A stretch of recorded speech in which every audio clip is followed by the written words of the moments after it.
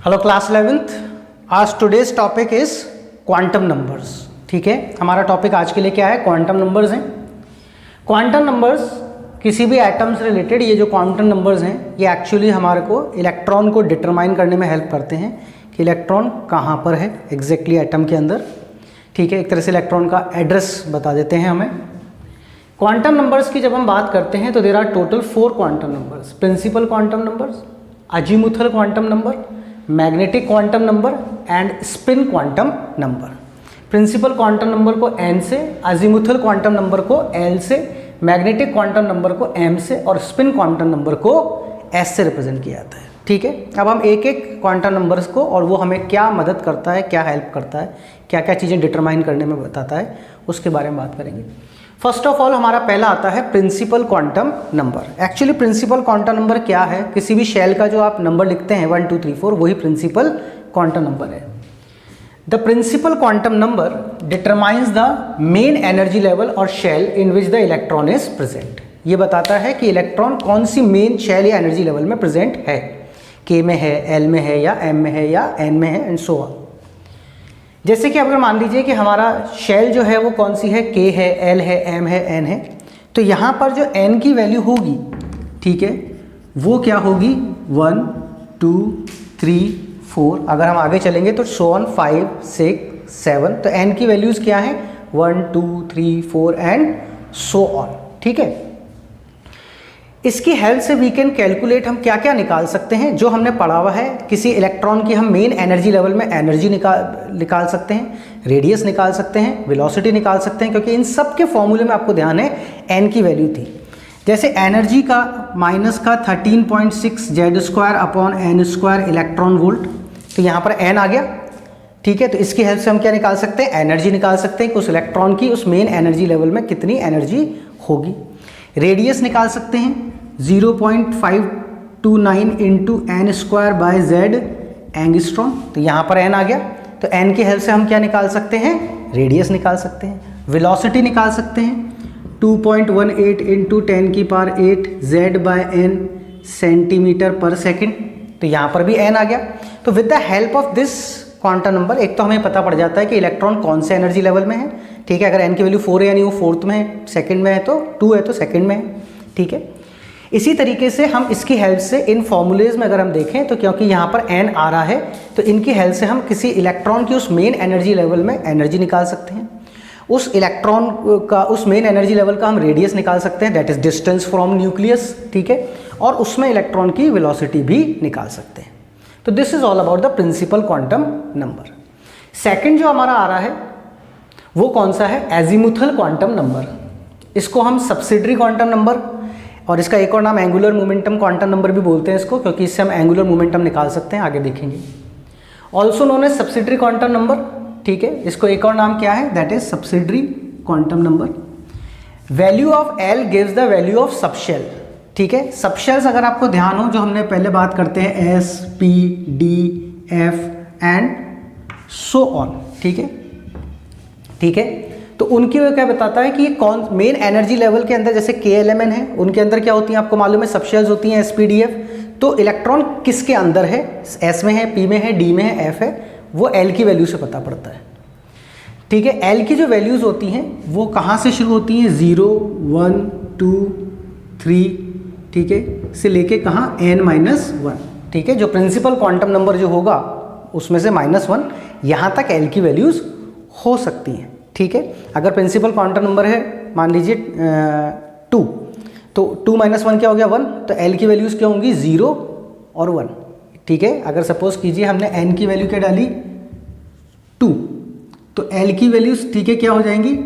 0 और 1। 0 से स्टार्ट करनी है, कहाँ तक जाना है? n-1 तक, तो 0 और 2 - 1 क्या हुआ? 1, यानी 0 और 1। इस तरीके से हम L की वैल्यूज़ निकालते हैं। अब आपको मालूम है कि जो सबशेल्स हैं उनके डेजिग्नेशन है SP D F। नॉर्मली हम यही 4 पढ़ते हैं, लेकिन आगे भी चलें 0 1 2 3। ठीक है, तो इनके वैल्यू ऑफ L इसके लिए क्या हो जाएगी? 0, इसके लिए 1, इसके लिए 2, इसके लिए 3, इसके लिए 4, इसके लिए 5। ठीक है, S के लिए वैल्यू ऑफ L क्या होगी? 0, P के लिए 1, D के लिए 2, F के लिए 3, G के लिए 4, H के लिए 5। जैसे आपने बोला ठीक है कि 2P ठीक है, तो 2p है तो 2 तो क्या हो गया, मेन एनर्जी लेवल हो गया, और p की वैल्यू क्या हो गई 1, l की p के लिए l की वैल्यू क्या हो गई 1। ऐसे आपने बोला 3d, तो n की वैल्यू क्या हो गई 3 और l की वैल्यू क्या हो गई आपकी 2। ठीक है, it determines the value of angular momentum. ठीक है, अभी मैंने बताया था आपको यहाँ पर, it determines the value of angular momentum of electron कि ठीक है, उस सबशेल में उसका एंगुलर मोमेंटम आप निकाल सकते हैं। ठीक है, एंगुलर मोमेंटम का फॉर्मूला इसके लिए क्या हो जाएगा, h/2π√L × L+1। अब अगर वो s में है तो l की वैल्यू क्या डाल दीजिए 0, p में है तो l की वैल्यू क्या डाल दीजिए 1, d में है तो 2 डाल दीजिए, f में है तो 3 डाल दीजिए। एंगुलर मोमेंटम आपको पता ही है mvr होता है। ठीक है, तो इस एंगुलर मोमेंटम की हेल्प से हम क्या कर सकते हैं, किसी इलेक्ट्रॉन का सबशेल में एंगुलर मोमेंटम भी निकाल सकते हैं by the formula h/2π√L × L+1। वैसे भी mvr = nh/2π होता है। ठीक है, तो h/2π√L × L+1। ठीक है, कि उस सबशेल में उसका एंगुलर मोमेंटम क्या है।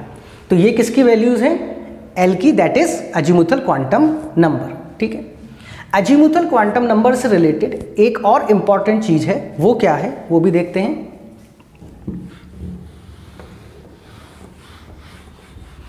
ठीक है, the number of subshells, the number of subshells, कितनी सबशेल्स होंगी किसी, ठीक है, in a principal energy level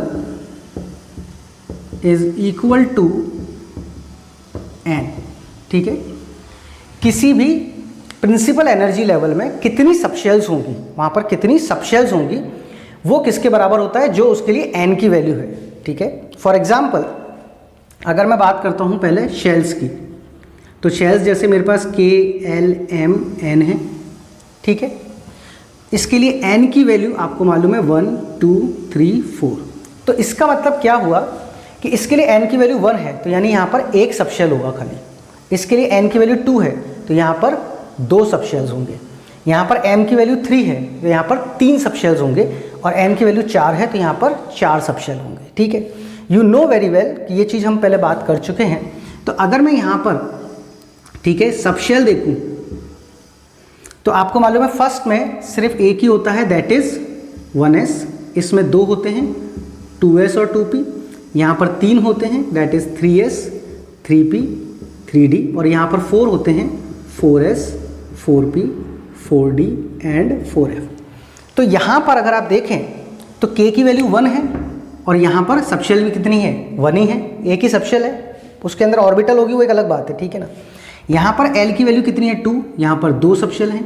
M की वैल्यू कितनी है 3, ठीक है, तो यहाँ पर 3 सबशेल हैं, और यहाँ N की वैल्यू 4 है तो यहाँ पर सबशेल क्या है, कितनी है, 4 है, 4s, 4p, 4d and 4f। अब इनके लिए अगर आप L की वैल्यू लिखना चाहें तो भी लिख सकते हैं। S के लिए क्या होती है 0, यहाँ S और P है तो ये क्या होगी 0 और 1, n-1, 2 - 1 कहाँ तक जाना है 1 तक। ठीक है, ठीक है, यहाँ पर M की वैल्यू क्या है 3, तो n-1 क्या हुआ 2, तो 0 से लेके कहाँ तक जाना है आपको n-1। ठीक है, आप इसको इस तरीके से भी ज़्यादा आसानी से समझ सकते हैं। ठीक है, कि 0 से स्टार्ट करके आपको कहाँ तक जाना है n-1 तक। ठीक है, तो 3 - 1 0 तो लेना ही है हमारे को। ठीक है, अब 3 - 1 कितना हुआ 2, तो यानी हमको कहाँ तक जाना है 2 तक। सही है, इसके लिए 0, इसके लिए 1, इसके लिए 2। यहाँ पर n की वैल्यू क्या है 4, तो मुझे कहाँ जाना है 0 से 4 - 1 यानी 3 तक। तो ये 0, 1, 2 और 3। आपको मालूम है इसके लिए 0 होती है, इसके लिए 1, इसके लिए 2 और इसके लिए 3। तो this is all about the first 2 quantum numbers, that is principal quantum number and azimuthal quantum number. ये मेन एनर्जी लेवल को बताता है और ये मेन एनर्जी लेवल में प्रेजेंट सब शेल को बताता है, और उनके लिए L की वैल्यूज देता है। किसकी वैल्यू देता है, L की वैल्यूज। ठीक है, L की वैल्यूज कहाँ से कहाँ तक होती है, 0 से लेके कहाँ तक n-1 तक। ठीक है, these are the first 2 quantum number, that is principal and azimuthal quantum numbers.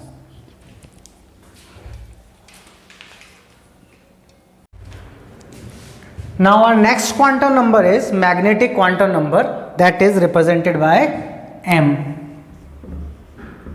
ml.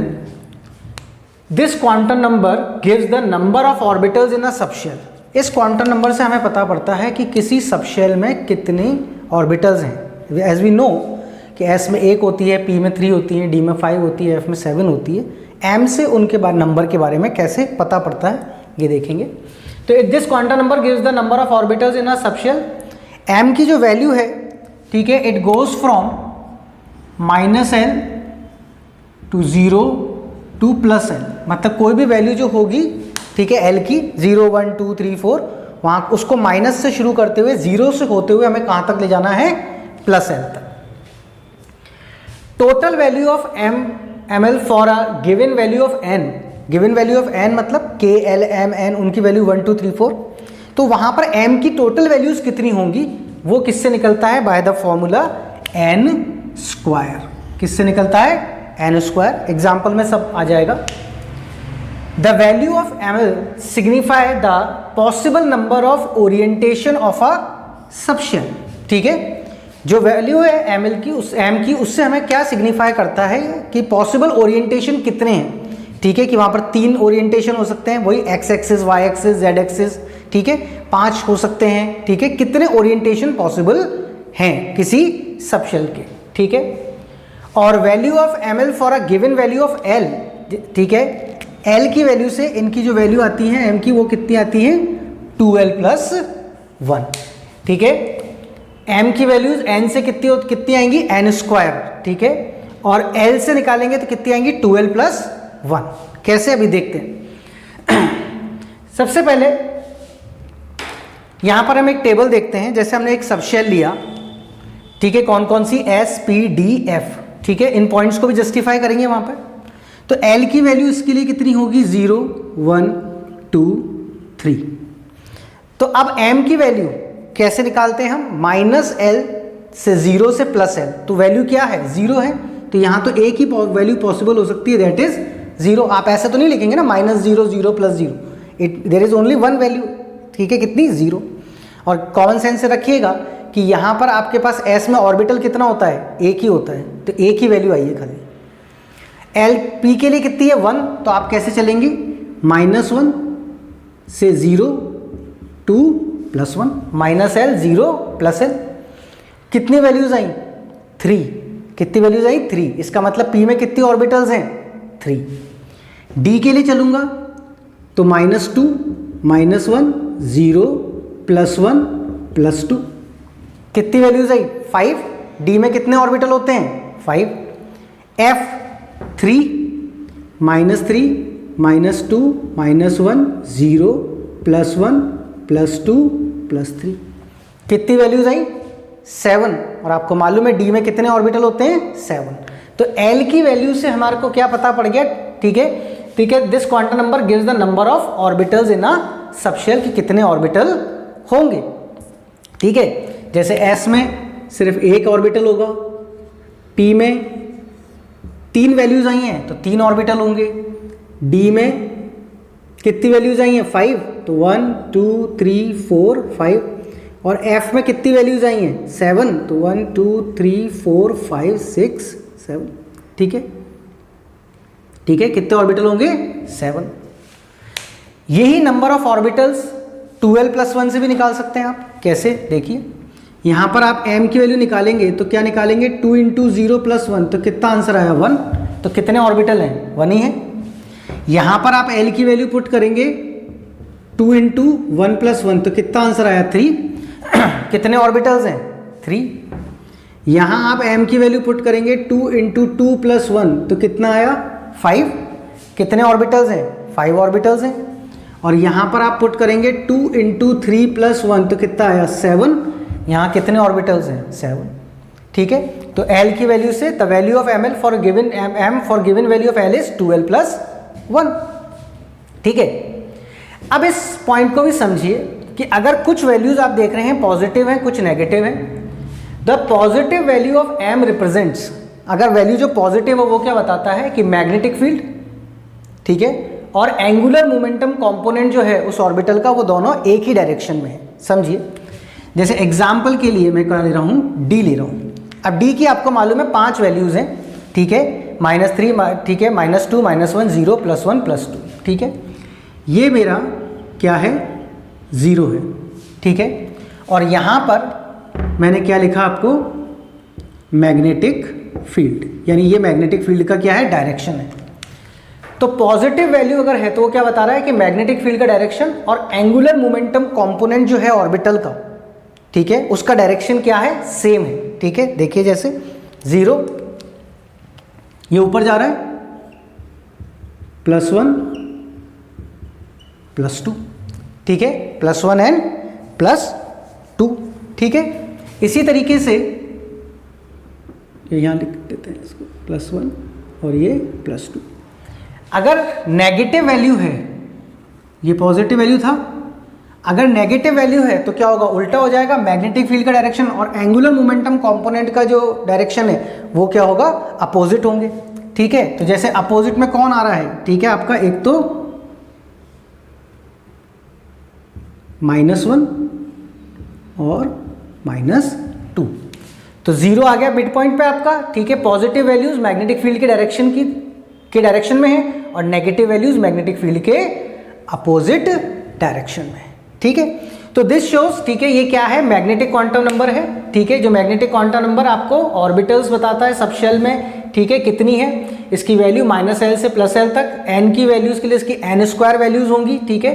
और ये बताता है कितने ओरिएंटेशन पॉसिबल है, यहाँ पर 1, यहाँ पर 3 ओरिएंटेशन पॉसिबल है, ठीक है, यहाँ पर 5 ओरिएंटेशन पॉसिबल है और यहाँ पर 7 ओरिएंटेशन पॉसिबल है, that we can understand in the shape of orbitals, वहाँ पर आ जाएगा, ठीक है। और m की वैल्यू L से कैसे निकालते हैं, with the help of 2L + 1, ठीक है। अगर हम इस n² के कॉन्सेप्ट को भी समझने की कोशिश करें कि ये n² का कॉन्सेप्ट क्या है, तो उसको आप ऐसे समझ सकते हैं, ठीक है। जैसे मैंने k का वैल्यू लिया, ठीक है, मेरे पास जो n क्या है, शेल्स हैं, ठीक है, तो मेरे पास k, l, m और n है, ठीक है। इसके लिए n की वैल्यू 1 2 3 एंड 4। तो अब यहाँ पर m की वैल्यू क्या होगी, n², कितनी होगी, n²। तो यहाँ पर क्या आएगा, 1 का स्क्वायर 1, 2 का स्क्वायर 2, 4, 3 का स्क्वायर 9 और 4 का स्क्वायर कितना होगा, 16। 4 का स्क्वायर कितना होगा, 16। यानी n के हिसाब से यहाँ पर m की सिर्फ एक ही वैल्यू मिलेगी, यहाँ पर 4 वैल्यूज़ होंगी m की टोटल, यहाँ पर 9 वैल्यूज़ होंगी और यहाँ पर कितनी होंगी, 16 होंगी। इसको अगर हमारे को प्रूव करना है, ठीक है, तो हम कैसे इसको प्रूव कर सकते हैं, इस पॉइंट को देखिए।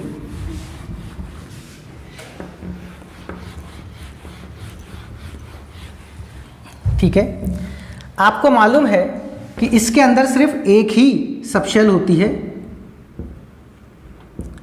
1s, ठीक है। और इसके लिए m की वैल्यू कितनी आएगी, 0, ठीक है।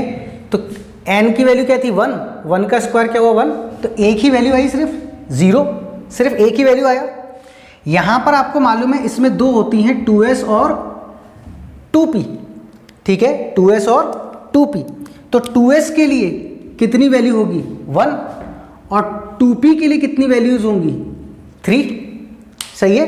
तो यहाँ पर, ठीक है, कि टोटल वैल्यूज कितनी हो गई, ठीक है, 1 2 3 और 4, ठीक है। इसके लिए 0, या अपन ऐसे लिख देते हैं, टोटल वैल्यूज यहाँ पर कितनी आई m के लिए, टोटल वैल्यूज ऑफ m कितनी आई, यहाँ पर 1 आई, यहाँ पर -1 0 +1, तो टोटल वैल्यूज कितनी आई, 4, n² आ गया। यहाँ पर आपको मालूम है 3s 3p और 3d होता है, 3s 3p और 3d।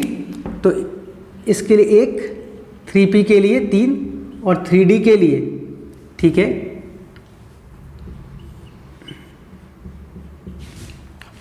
ठीक है।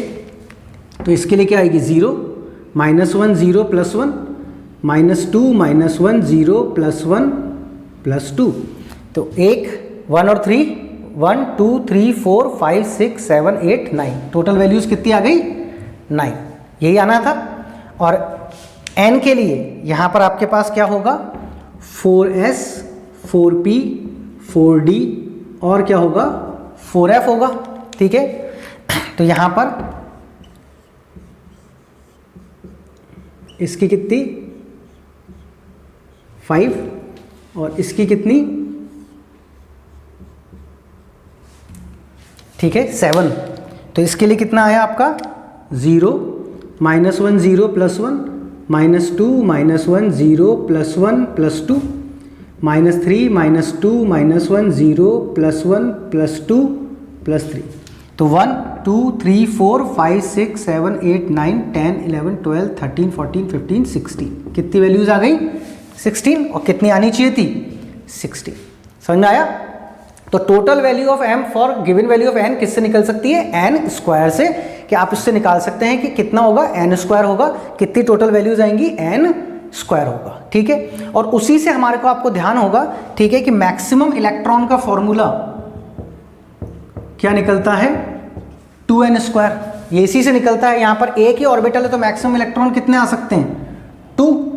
यहां पर टोटल ऑर्बिटल कितनी है 4, ठीक है। तो कितने आ सकते हैं यहां पर, ठीक है 2 इंटू 2 का स्क्वायर कितना हो जाएगा 8, ठीक है। यहाँ पर कितने आ जाएंगे 2n स्क्वायर, ठीक है। n की वैल्यू कितनी है यहाँ पर 3, तो 2 इंटू 3 का स्क्वायर कितना हो जाएगा 18, और यहाँ कितना हो जाएगा 32, ठीक है। तो n स्क्वायर से क्या निकल गई, कितनी वैल्यूज होंगी, यानी टोटल कितने ऑर्बिटल्स होंगे। टोटल वैल्यूज ऑफ m का मतलब क्या हो गया, टोटल नंबर ऑफ ऑर्बिटल्स। कि भाई यहां पर एक ही वैल्यू आई है यानी एक ही ऑर्बिटल होगा, ठीक है s, जिसके लिए क्या आता है 0, ठीक है। यहां पर 4 वैल्यूज आई है यानी टोटल 4 ऑर्बिटल्स होंगी, एक s और 3p, ठीक है। यहां पर टोटल वैल्यूज कितनी आई है 9, तो यहां पर यानी 9 ऑर्बिटल्स होंगे, एक s 3p और 5d। यहां पर 16 वैल्यूज आई हैं, ठीक है। तो उसमें क्या होगा एक s 3p 5d और 7 कितनी होंगी f ऑर्बिटल होंगी। और एक ऑर्बिटल में मैक्सिमम 2 ही इलेक्ट्रॉन आ सकते हैं, तो उसका नंबर मैक्सिमम की बात कर रहे हैं तो वो कितना हो जाएगा, डबल हो जाएगा 2 8 18 और 32, ठीक है।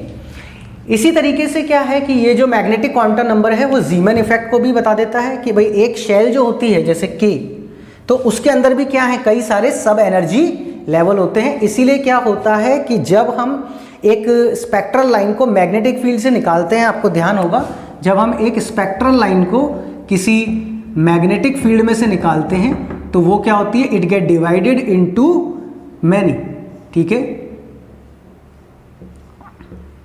जैसे 5 आ गई तो ये 5 वैल्यूज के हिसाब से 5 आ गई, ठीक है। और मैग्नेटिक फील्ड नहीं हो तो वो स्पेक्ट्रल लाइन डिवाइड नहीं होगी, ठीक है। In absence of magnetic field, ठीक है, कोई भी ऑर्बिटल्स जो होती हैं, जैसे सपोज कीजिए मैंने कहा 2p, ठीक है, तो ये 3 हो गई 2p, ठीक है। इस समय इनकी एनर्जी क्या होगी, बिल्कुल सेम होगी। जब मैग्नेटिक फील्ड नहीं है वहां पर तो इन तीनों की एनर्जी बिल्कुल क्या होगी, सेम होगी। और इस समय इनको हम क्या कहते हैं, degenerate orbitals. Degenerate orbitals, what we call them degenerate orbitals, because right now they have the same energy. जब मैग्नेटिक फील्ड वगैरह आप लगाते हो, ठीक है, तो क्या होता है इनमें स्प्लिटिंग वगैरह होती है, वो आगे के टॉपिक है 12th क्लास के, ठीक है। तो राइट नाउ क्योंकि अभी मैग्नेटिक फील्ड नहीं है तो तीनों जो ऑर्बिटल हैं, ऐसे डी होगी तो 5 जो ऑर्बिटल हैं, एफ होगी तो 7 जो ऑर्बिटल हैं, उनकी एनर्जी बिल्कुल सेम होगी, that is called degenerate orbitals, ठीक है। Now if we come to our last quantum number, ठीक है, that is spin quantum number, ठीक है। कौन सा, स्पिन क्वांटम नंबर। तो when we talk about spin quantum number, तो स्पिन क्वांटम नंबर क्या बताता है कि जो इलेक्ट्रॉन है वो किस डायरेक्शन में रोटेट करेगा, ठीक है, ये क्या बताता है, ठीक है। जो स्पिन क्वांटम नंबर है आपका वो किस चीज को बताता है, ठीक है, spin orientation of electron. Describe spin rotation of electron, किसको बताता है ये, स्पिन रोटेशन ऑफ इलेक्ट्रॉन को। और यहाँ सिर्फ दो ही पॉसिबिलिटीज़ हैं, ठीक है। या तो इलेक्ट्रॉन जो है वो कैसे जा सकता है, क्लॉकवाइज, और या इलेक्ट्रॉन कैसे जा सकता है, एंटी क्लॉकवाइज, ठीक है। तो क्लॉकवाइज के लिए हम जो वैल्यू लेते हैं, ठीक है, जो सपोज की गई है दैट इज +½ और इसके लिए -½ ठीक है। क्लॉकवाइज के लिए ऊपर की तरफ दिखाएंगे upward motion that is clockwise, ठीक है, और माइनस वाले के, ठीक है, एंटी क्लॉकवाइज के लिए नीचे की तरफ दिखाएंगे एंड दैट इज -½ तो एस की सिर्फ दो ही वैल्यूज हो सकती है दैट इज +½ एंड -½ ठीक है। जैसे सपोज कीजिए मैंने कोई एक एस ऑर्बिटल लिए, एस सबशेल ली, उसमें 2 इलेक्ट्रॉन हैं, ठीक है।